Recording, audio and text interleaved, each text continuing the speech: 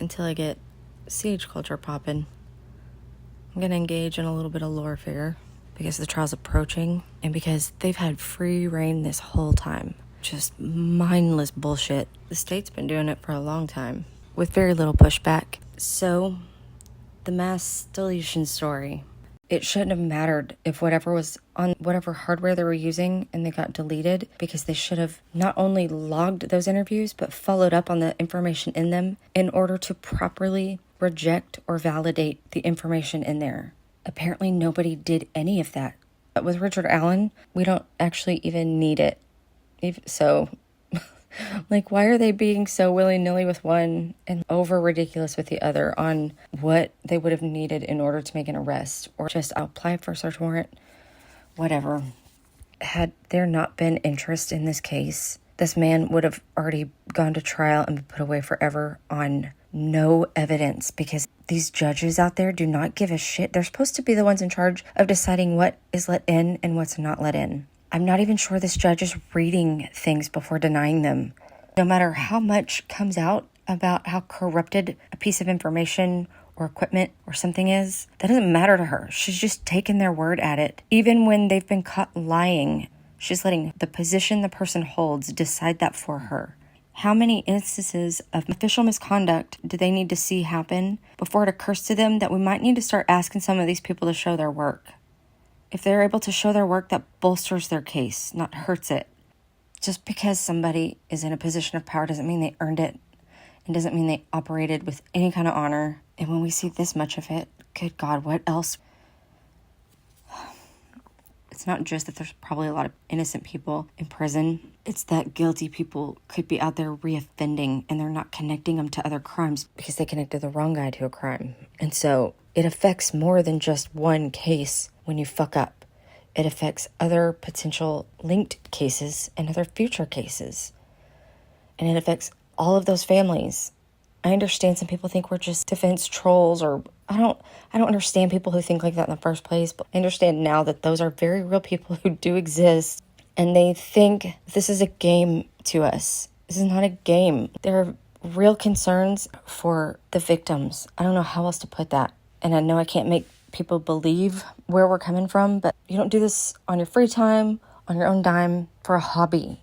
You do it because when you see something wrong, we have a responsibility to not sweep it under the rug. That's what's happening. So those of us questioning it, we're not doing this for fun, for whatever else. We have nothing personally at stake. The only people who have anything at stake are the ones whose career and reputation is on the line. They have a very strong interest in bending reality to what they need it to be, whether that's the case or not. I don't know how to make it any more clear in the difference between them and the people who are like, I don't give a shit about your career or your aspirations to run for judge or Supreme Court or whatever. I care about all of the other potentially linked cases. I think you should care about that. I think the people who facilitated this, they should feel shame. And if they don't, I mean, are they missing that thing that all of our brains have that tells us when to be embarrassed? Like it's like an evolutionary feature, not a bug. It helps us alter our behavior when there's a problem. And these people are just resistant or immune to it, which would explain a lot. But making excuses for them when confronted with their misconduct doesn't help anyone. And I think the families continuing to place their faith in these clowns is understandable. I don't fault them for it, because now they have all like these years of history that they have developed certain levels of familiarity and the things that come along with that. When you get to know someone, you develop trust. I don't think it's possible at this point for them to see what happened for what it is, which I think also is part of the reason this shit infuriates me the way it does, because they can't always, like sometimes they can't recognize it. And so we're all in this weird fucking position of, okay, so do we just let this go? Because it would be too horrible for the families to have to go through that healing process once they realize what these men did to the girl's investigation.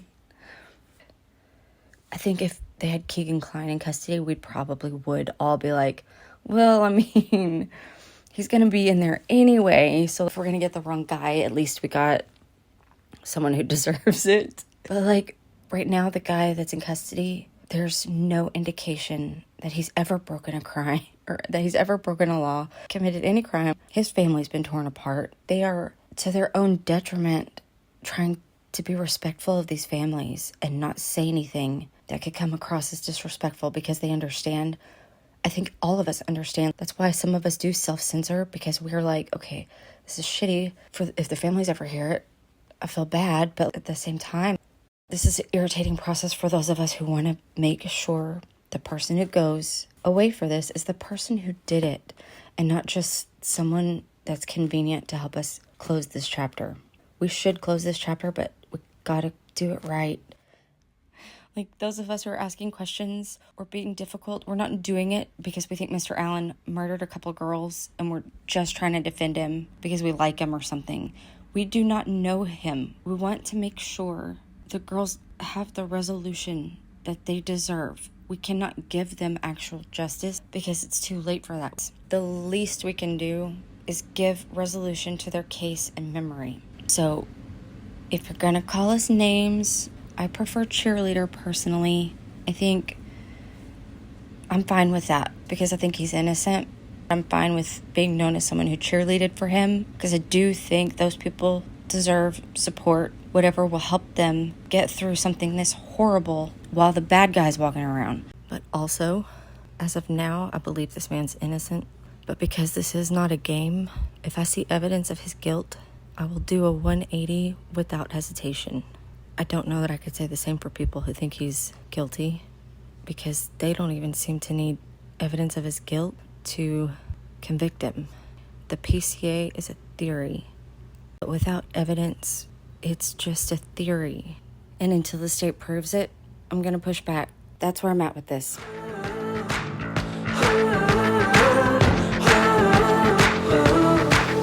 Let loose.